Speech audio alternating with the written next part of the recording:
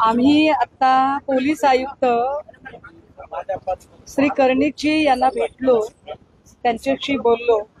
माझ्यासोबत झाशीची राणी प्रतिष्ठानच्या रुपाली ठोंबरे, बिटिया फाउंडेशनच्या संगीताजी तिवारी, आमचे शिवसेना उद्धव बाळासाहेब ठाकरे पक्षाचे पदाधिकारी दत्ताजी गायकवाड, ऋषी वर्मा, आमच्या महिला पदाधिकारी स्वाती पाटील, असं आम्ही सगळेजण गेलेलो होतो. त्यांच्याशी बोललो. मात्र अडचण अशी आहे की त्यांनी फक्त पहिला FIR लिहून घेतलेला आहे. मात्र SIT FIRच्या 3 दिवस आधीच फॉर्म झालेली होती.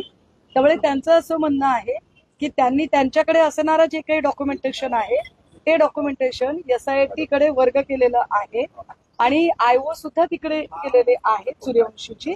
त्यामुळे या सगळ्या प्रकरणातली जी काही आता तपासाची गती आहे किंवा आता काय नेमकं आमची प्रश्न आहे त्याची जी उत्तरं आहेत ती सगळी SITशी चर्चा केल्यानंतर मिळू शकतात. त्यामुळे आत्ता कदाचित मी आपल्याला इतकं काही ठोस सांगू शकणार नाही. आत्ता प्राईम फेजला फक्त आमचं त्यांच्याशी अतिशय प्राथमिक बोलणं झालेलं आहे आणि त्या प्राथमिक बोलण्यात एवढीच गोष्ट कळलेली आहे की तपास सगळा SIT कडे वर्ग केल्यामुळे त्यांना त्याच्यावर काहीही भाष्य करता येणार नाही. सो बेटर वे की आधी SIT ला आम्ही जरा भेटून घेतो, बोलतो आणि मग आपल्याशी परत एकदा बोलतो. नाही, मुळामध्ये सुषमाताईंनी सांगितल्याप्रमाणे खरात ज्याच्यात आरोपी आहे तो गुन्हा नाशिक शहरने दाखल केलेला असून तातडीने तो तपास SIT कडे गेलेला आहे. आम्ही मागणी केलेली आहे, म्हणजे झाशीची राणी प्रतिष्ठानच्या वतीने मी मागणी केलेली आहे की राज्य महिला आयोगाच्या अध्यक्षा यांना तात्काळ आपण अटक केली पाहिजे. त्यांचा सातत्याने शिर्डीमध्ये आणि आर्वीमध्ये जो काही खरात आणि त्या इतरांवर गुन्हा दाखल केला तो गुन्हा दाखल करण्यासाठीची पुष्टी किंवा तो गुन्हा दाखल करण्याचा दबाव रुपाली चाकणकर ज्या माजी राज्य महिला आयोग अध्यक्ष त्यांनी केला होता. त्याच्यानंतर त्यांचा या शहर पोलिसांनी जो गुन्हा दाखल केलाय त्याच्यामध्ये सातत्याने आपल्याला दिसतंय की महिलांना तिथे पाठवणे म्हणजे एवढी भयानक गोष्ट आहे की राज्य महिला आयोगाकडे आलेल्या पीडिता जेव्हा त्यांचं समुपदेशन होतं त्यावेळेला ते समुपदेशन होत असताना तुम्ही तुमच्या पत्रिकेतले ग्रह चेक करून बघा, असे असे बाबा आहेत, असा करून ते प्रकरण वर्ग केलं जात होतं.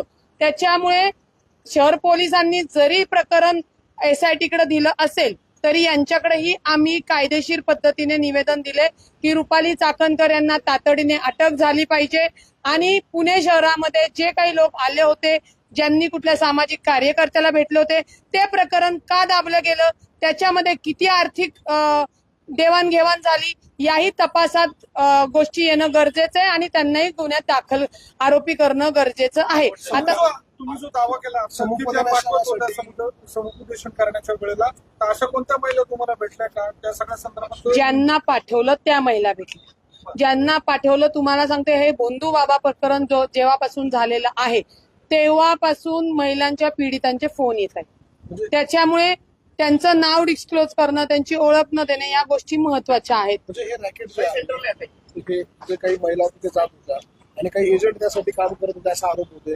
तुमचा असा आरोप आहे का या रुपाली चाकणकर ज्या आहेत त्या स्वतः हे रॅकेट चालवत होत्या किंवा त्याच त्या महिलांना तिथे पाठवत होत्या असं जे समोर पुरावे आलेले आहेत, जी परिस्थिती आली आहे त्याच्यानुसार ते रॅकेट स्वतः रुपाली चाकणकर चालवत आहे ह्या परिस्थितीवरनं प्राथमिक दर्शवते. आता CP साहेबांना तो अधिकार नसल्यामुळे म्हणजे त्यांच्या कार्यक्षेत्राचा तो अधिकार त्यांना नसल्यामुळे ते त्याच्यात आम्हाला डिटेल माहिती देऊ शकत नाही. तेजस्विनी सातपुते देऊ शकतात. का रुपाली चाकणकर यांना तुम्ही अजूनपर्यंत चौकशी केली नाही? त्यांच्याकडं सगळे रोज एका महिलेचे व्हिडिओ बाहेर येत आहेत. अहो, अजून कुणाच्या चाकणकरचे किंवा चाकणकरांच्या फॅमिलीमधले आहेत का व्हिडिओ याची माहिती द्या ना. महाराष्ट्रातल्या महिलांनाच विनाकारण जे एक्सपोज किंवा त्यांची बदनामी केली जाते, ज्या पीडिता आहे, ज्या पद्धतीने व्हिडिओ व्हायरल होत आहेत, म्हणजे अक्षरशः महाराष्ट्रातली कुटुंब हादरलेली आहे. तुमचं म्हणणं आहे का चाकणकरांचे व्हिडिओ त्यांच्याकडे आहेत? तपास करावा SITनी. आम्हाला जी काय माहिती मिळाली आहे किंवा जी माहिती या आरोपींना अटक केल्यानंतर पोलिसांना पण मिळालेली आहे ती समोर आणावी त्यांनी. अशा ज्या महिला तुमच्याकडे आल्या त्यांना घेऊन तक्रारीसाठी पुढे येणार आहात? एक लक्षात घ्या, त्या महिलांना मी सांगितलेलं की पोलीस तक्रार तुम्ही करा. ज्यांना मूल होत नाही ती जे महिला तिथं गेलेल्या आहेत आता त्यांना मूल झालेले आणि आता त्यांचे नवरे हे जे काही बंधू प्रकार समोर आलेला आहे त्याच्यावरनं पार घराचा कौटुंबिक वाद विकोपाला गेलाय आणि DNA टेस्टला गेले. आपण समजतो कायदेशीर पद्धतीने न्याय मिळाला पाहिजे पण हे होत असताना अनेक कुटुंब बर्बाद होत आहेत आणि त्याला जबाबदार हा बंधू बाबा आणि अनुषंगाने राज्य महिला आयोगाच्या माजी अध्यक्ष आहेत.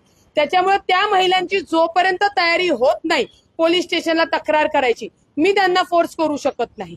ज्यावेळी त्यांची मानसिक तयारी होईल त्यांना चांगलं वातावरण वाटेल किंवा विश्वास वाटेल तेव्हाच त्या महिला बाहेर पडणार आहे. आणि मी राजकारणासाठी किंवा याच्यामध्ये सांगण्यासाठी एखाद्या महिलेला इन्सेस करायला फोर्स करायला कायद्याने ते योग्य नाही. एसआयटीच्या कस्टडीमध्ये असलेले व्हिडिओ एसआयटीच्या बाबाकडे आता राज्य महिला आयोगाकडे ज्या काही तक्रारी आलेल्या आहेत तोही डेटा एसआयटीला घेणं क्रमप्राप्त आहे आणि किती पाठवले फिगर आहे का किती महिला हे जेवढे व्हिडिओ दिसत आहेत ना तुम्हाला जेवढे व्हिडिओ आक्षेपार्थ असतील त्या सगळ्या महिलांनी राज्य महिला आयोगाकडे तक्रार केली आहे. तुम्ही असं म्हणताय की सामाजिक सगळं स्थैर्य बिघडतं या सगळ्यामुळे हे व्हिडिओ आल्यामुळे तर एसआयटीच्या कस्टडीमध्ये असलेले हे व्हिडिओ हे बाहेर कसे येतात याचा काही शोध तुम्हाला अत्यंत जबाबदारीने सांगते पोलिसांकडे फार उशिरा आलेले व्हिडिओ फार उशिरा आलेत.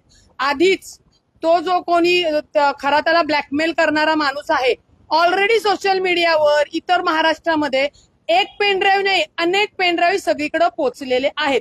जर स्वतः तृप्ती देसाई हे बघा गुन्हा दाखल झाल्यानंतर बंधूबाबाचा गुन्हा दाखल झाल्यानंतर आम्ही बोलायला लागलो आम्हाला जेव्हा तुम्ही लोकांनी समोर आणलं मीडियाच्या माध्यमातून.